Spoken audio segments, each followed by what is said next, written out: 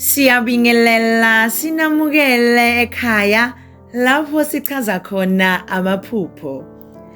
Namuhla ke sizobheka izincazelo ngokuphupha upheka. Uma uphupha upheka, lokhu kungavela njengophawu lokuthi kunento entsha oyilungiselelayo empilweni yakho.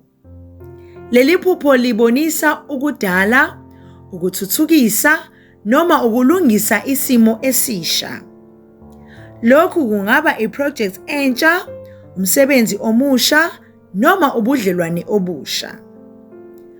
Uma uphupha upheka uqede, upheka ngokukhululeka noma upheka kahle nje ngaphandle kwezithikamezo.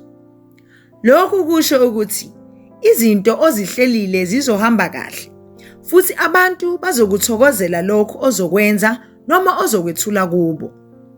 Kodwa ke, uma uphupha ukuthi ukudla kuyasha noma awuqedi okanye kube nezinkinga nje, lokhu kungaba isixwayiso sokuthi kumele uqaphele izinqumo zakho noma indlela ohlela ngayo izinto.